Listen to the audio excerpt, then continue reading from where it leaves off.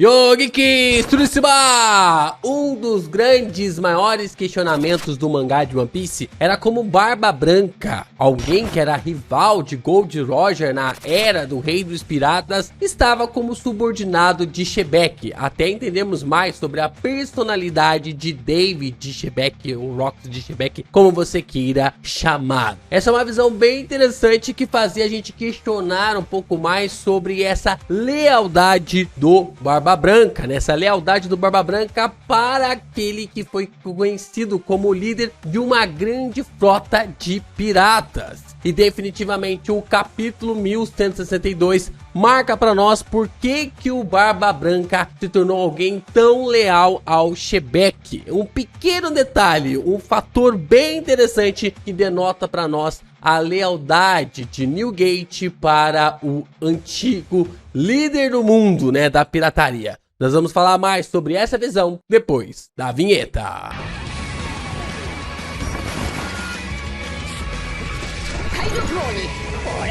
Xebec tem uma das melhores introduções do mundo de One Piece. Logo de cara, ele é colocado para nós. A sua primeira apresentação, meio que tipo assim, a gente tem lá em Elbaf, né, e tudo mais, mas a gente retrocede para ali o ano de 56, e nessa época a gente descobre que ele bateu de frente com o Imu-sama, né, uma das primeiras ações. Ele nem pirata era apenas ali alguém aventureiro, uma pessoa curiosa, alguém que estava descobrindo o mundo ainda, decide bater de frente com as ações de Imu-sama para mostrar o quão épico esse personagem já era, né? Tipo assim, caramba, esse maluco, ele é quebrado, né? Esse cara, ele é roubado e tem realmente assim uma grande questão em cima dele, né? Um grande mistério, né? Como que o Xebec sabia sobre todas essas visões, como ele sabia que existia algo ali tão escondido, tanto no centro de Mary Jose, eu já ia falar Marineford, mas não é Marineford, é Mary Jose. Como que ele sabia que Imu estava lá? Será que ele somente jogou verde e colheu maduraço? Mas, tipo, provavelmente o Oda vai ocultar um pouco mais essas informações. Vamos saber futuramente. Porém, esse foi um marco muito importante para o Xebec, porque foi daí em diante que ele acabou começando ali a sua pirataria. E ele não foi recrutando membros através ali de companheirismo ou até mesmo de se tornar nakamas. Ele foi recrutando membros no Dave Backfight, né? O Dave Backfight, que é o grande torneio que acontece lá no arco do Fox, de que você observa um companheiro de outro agrupamento, se aquele companheiro ressalta os seus olhos e você ganha ali aquele torneio, aquele campeonato, aquele jogo, você tem o direito de roubar aquele companheiro, tem o direito de roubar aquele tripulante daquela tripulação para a sua, né? Você pode trazer, né? Que aconteceu aquele arco, toda aquela treta envolvendo o Chopper com o bando ali do Fox. E aí, um ponto interessante é que o Xebec, ele não pegou os maiores de sua época, ele não pegou os capitães de sua época, ele pegou piratas em potencial, ele pegou piratas em um potencial absurdo. Big Mom, Chique, Barba Branca, todos esses personagens, né, até mesmo ali acabam, o Kaido, ele é o único que é recrutado, né, o Kaido definitivamente acaba sendo o único que é recrutado. Mas essas estrelas, essa galera maluca de One Piece que a gente ouviu durante os últimos 1161 capítulos, né? Somando agora 1162 capítulos, esse pessoal que a gente ficava, caramba, olha o medo disso, tal. Eu lembro de escutar sobre Big Mom pela primeira vez, sobre o Kaido, sobre o Barba Branca, a aura absurda que o Newgate tinha, né? E tem ainda, né? Mas aqueles momentos em que esses personagens eram introduzidos, tudo para marcar que Xebec era o grande maestro por detrás de toda essa situação. E ao longo ali dos anos, ele foi recrutando grandes piratas. Ele acabou recrutando ali piratas que tinham as suas lealdades, tinham os seus objetivos, tinha as suas afinidades, mas tudo nas suas limitações, né? Tudo ali na sua base, na sua perspectiva meio amenizada. Mas mas Barba Branca tem uma lealdade diferente. Barba Branca acaba tendo uma lealdade diferente que marca ali para o Xebec, né, que faz ali a gente entender que ele estava disposto a lutar contra o próprio mundo. Olha só, ele estava disposto a lutar contra o próprio mundo ao lado de Xebec, porque Xebec que ajudou ele a sustentar o seu mundo. Rapaz, olha, dá pra pegar fogo aqui com essa fala que eu disse aqui nessa parte, hein? E pegando fogo, deixe seu like, se inscreva aqui no canal e também compartilhe os nossos conteúdos aqui no YouTube. Rapaziada, é muito importante você deixar o seu comentário, sua análise, o que você tá achando, o que você não tá gostando desse flashback. Flashback. Flashback, piadinha, porque tem que ser substituído ali pra XD agora, né, o flashback, porque caramba, é o ápice do absurdo que nós estamos acompanhando agora em God Valley. E se você quiser ajudar ainda mais o canal do Geek Brasil, você pode ainda se tornar membro do canal, mandar o seu valeu e mandar o seu hypar. Fazendo isso, você já nos ajuda cada vez mais, principalmente com os valeus aleatórios que vocês sempre mandam aqui no canal. Isso já nos ajuda pra caramba a manter os conteúdos de One Piece diariamente aqui no canal e ao mesmo tempo trazer mais conteúdos de outras obras por aqui.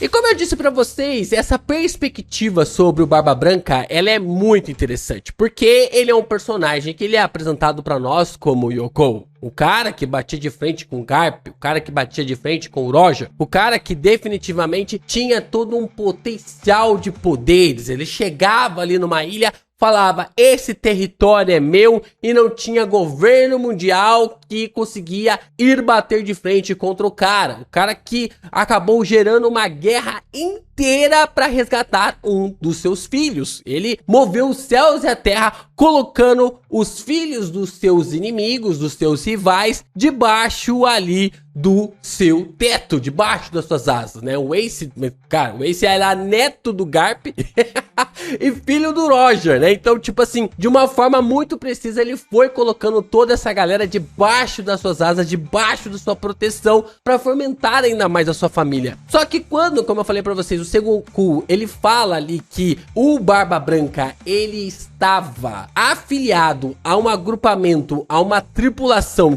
do temido, do terrível, do grande algoz David Xebec, né, que no caso ali era Rox de Xebec, né, que era um cara realmente assim assustador, bizarro, que teve que unir Garp e Roger pra lutar contra eles. Falando, mano, não faz sentido o Barba Branca ser aliado desse cara, sabe? Não faz sentido. Barba Branca é família, é cuidado, é proteção, é filiação, afiliação. Então não fazia sentido o Barba Branca estar no mesmo agrupamento desse cara. Essa história não estava fazendo sentido desde sua concepção, desde sua origem lá no capítulo 957. Então, o Barba Branca, ele tem uma demarcação muito importante pra gente já começar a questionar as indagações que o Sengoku traz no capítulo 957, de que o Xebec poderia ser uma pessoa boa. Quando o Xebec, ele é apresentado pra nós no conceito boa, no conceito da pirataria, tá? Não digo que ele era uma pessoa 100% boa, né? Um caráter assim até mesmo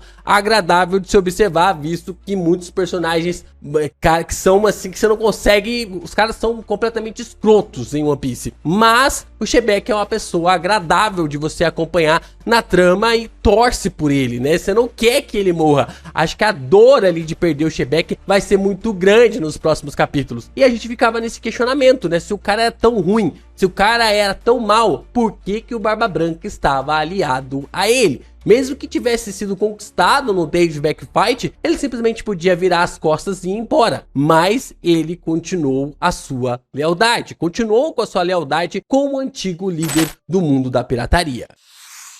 Então todas as peças começam a encaixar na trama em seus devidos detalhes, né? Nos mínimos detalhes. Nós temos um capítulo que às vezes parece que tipo assim, não é nada, né? Um ponto ali que é o encontro do bando do Roger com o bando do Xebec lá em Hashinosu, no bar ali da Shaq, né? A gente tem a chegada do bando do Roger, tem aquele momento de conflito do Roger e do Xebec, tem o momento assim de uma cena entre os dois, né, que eles entram em conflito. Ah, como que você furou a fila, tal, Roger? Fila? Que fila?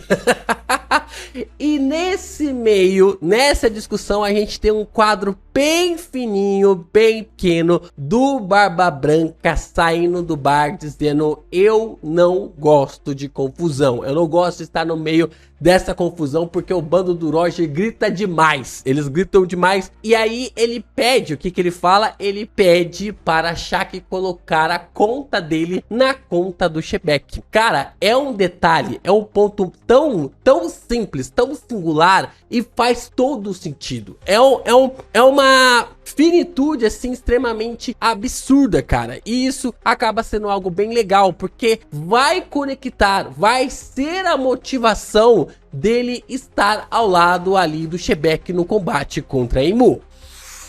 E isso é do zaralho, cara, é tão do zaralho que o Oda, ele faz essa simples conexão. O Shebeck chega pro Barba Branca e fala: você não tem vantagem nenhuma, você não vai ganhar nada ao lutar contra essa criatura ao meu lado. E aí o Barba Branca fala o que? Eu estive bebendo na sua conta esse tempo todo e você nunca me cobrou um centavo. Rapaz, olha, isso aqui é absoluta camaragem. Camaradagem, né? Eu tô pulando até sílaba, mas é absolute camaradagem. É uma parada assim que eu não tava esperando, cara. Eu não estava esperando uma conexão tão forte assim do Barba Branca com o Shebeck em algo simples. É um ponto muito simples, porque o Barba Branca esteve vivendo às custas ali do Shebeck, né? Esteve vivendo, esteve comendo, esteve bebendo, esteve curtindo o seu tempo de pirataria nos rocks e o Shebeck custeando tudo. Isso porque provavelmente ali o Shebeck sabia que o Barba Branca estava enviando dinheiro para sua terra natal, Sphinx, né? Que é a ilha que o Marco aparece antes ali de um ano, sendo convencido, né? Tentando ser convencido a participar da guerra contra o Kaido, né? Para participar da guerra ali contra o Kaido no combate para libertar a nação de Wano. Então, tudo isso vai se fortalecendo na perspectiva. O Marco vem contar pra nós que o Barba Branca, ele era um mão de vaca, e nessa mão de vaquez ele estava pegando todo o seu dinheiro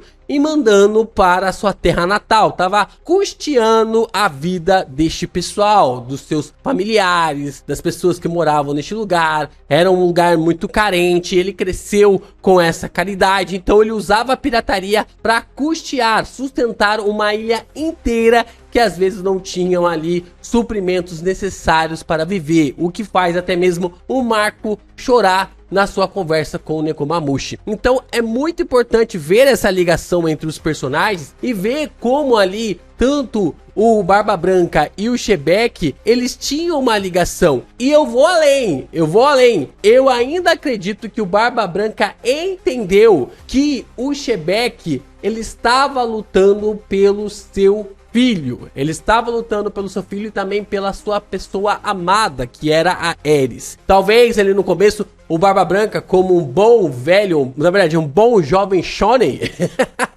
ele demorou para entender o que ele estava querendo dizer ali no bar, mas automaticamente ele compreendeu, também compreendeu ali sobre essa noção do que o Shebeck estava lutando para proteger, que era proteger a sua pessoa amada e também o seu filho. Seja apenas ali pelo dinheiro que acabou custeando a vida de todo mundo na ilha de Sphinx, ou seja, dele ter entendido de que o Shebeck estava lutando ali para proteger a Ares ou até mesmo ali o Barba Negra. É muito interessante ver como o Oda amarra de forma bem precisa a relação dos dois. Uma relação que cresceu e nasceu assim, meio que do nada, porque provavelmente o Shebeck conquistou, provavelmente não, né, é canônico lá que o Shebeck conquistou o Barba Branca através do Date Back Fight, e através ali dos anos que se passaram, da amizade que se foi se aprofundando, do Shebeck nunca ter cobrado ali qualquer bebida ou comida que ele havia experimentado, tomado ali durante os últimos anos, ele acabou meio que tipo assim, ajudando, lutando ao lado do Shebeck no confronto contra Imu. Isso mostra porque o Barba Branca até agora se manteve leal ao Shebeck, pelo menos até o fim da sua vida.